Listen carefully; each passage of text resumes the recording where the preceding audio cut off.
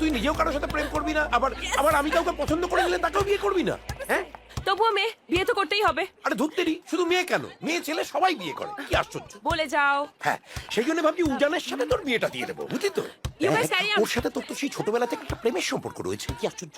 What rubbish বাবা। উজানকে আমি just ছোটবেলা থেকে চিনি, ওর সাথে 7-8 বছর খেলেছি, দ্যাটস অল। আর এখনো বড় হয়ে গেছে বাবা, আমার ওগুলো কিছু মনেও নেই। ও, বড় হয়ে গেছে এখন, আর কি আশ্চর্য, তুইও বড় হয়ে গেছিস। কি বলতে চাইছো বলো তো? আজকে ইউজানের জামাইবাবুর সাথে আমার ফোনে কথা হলো, আর কি আশ্চর্য আমি ওদের লন্ডন চলে আসতে পারি।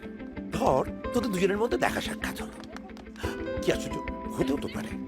তারপর ধর তোদের দুজনে দুজনকে ভালো লেগে গেল, কি আশ্চর্য, হতেও তো পারে। আবার নাও তো হতে পারে, কোনো গ্যারান্টি নেই। অবশ্য ছেলেকে সাহসী, বুদ্ধিমান আর হৃদয়বান হতে হবে, এই তিনটে শর্ত ফুলফিল না হলে তো কোনো চান্স নেই। একদম।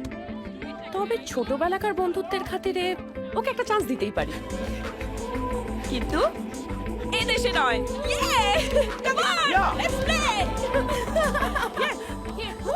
কি আশ্চর্য, সে আমার কোন দেশ? এনাদের পরিচয়?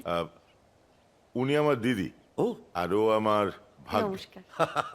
হ্যালো, নমস্কার। কি আশ্চর্য, বেড়াতে এসেছে? না না, ওরা তো এখানেই থাকে।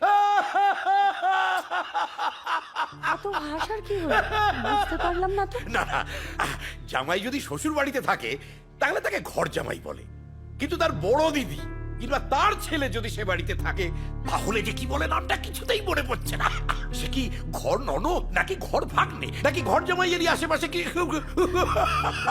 বাবা, কি হচ্ছেটা কি? মজা করছিলাম, আসলে আসার সময় মনটা এমন খারাপ হয়ে গেল, তাই একটু মজা করে নিজেকে রিচার্জ করে নিচ্ছিলাম আর কি। কিছু মনে করবেন না। না না, ঠিক আছে, মজার কথা মজা হিসেবেই নেওয়া ভালো। রাইট। আচ্ছা, আসার সময় দেখলাম চাষের জমিতে সব বিয়ার ফ্যাক্টরি বোর্ড। চাষিরা বললো সব জমি নাকি উজানকে দিয়ে দিয়েছে। এই হচ্ছে ছোট লোকদের নিয়ে মুশকিল, কথাই বলতে জানে না। উজানের জমি আবার উজানকে কি দেবে? অ্যাকচুয়ালি আমার শ্বশুর মশাই এই জমিগুলো ওই চাষাদের দান করেছিল, এখন ওদের প্রয়োজনেই আবার জমিগুলো ফেরত নেওয়া হচ্ছে। ওদের প্রয়োজনে? হ্যাঁ, এমনিতেই জানেন তো, চাষটা এখন মোটামুটি পুরো লসের কেস হয়ে যাচ্ছে। ওরা তো দুবেলা খেতেই পায় না, এখন ফ্যাক্টরিতে জমিটা দিয়ে দিলে ওরা ফ্যাক্টরিতে চাকরি পাবে, অন্তত দুবেলা দুমুঠো খেতে তো পাবে। এভাবে চাষের কাজ বন্ধ হয়ে গেলে দেশে তো আর কিছুই তৈরি হবে না। খাবারের জন্য হাত পাততে হবে ফার্স্ট ওয়ার্ল্ড কান্ট্রির কাছে, তাতে তো আরো লস। আমার তো মনে হয় চাষের কাজ বন্ধ না করে চাষিরা যাতে ফসলের দাম প্রপার পেয়ে যায় সেটাই দেখা উচিত। বাবা, রণদীপ বাবু, আপনার মেয়ে তো ইংল্যান্ডে বসে এদেশের চাষবাস সম্পর্কে অনেক কিছু জানে। আরে কি আশ্চর্য, তা তো জানবেই, ও তো পড়াশোনাই করছে ফার্মার স্ট্রাইক নিয়ে, আর তাই নিয়ে রিসার্চ করছে। আচ্ছা, বেশ বেশ। আচ্ছা, পূর্ণিমাদিকে তো দেখছি না। আপনারা আসবেন তাই খাবার দাবার বানাচ্ছে। যা বাবা, এতদিন পর এলাম আর অরুণিমাদি রান্নাঘরে বসে আছে। আসলে মহিলা মানুষ তো রান্নাঘরেই থাকবে।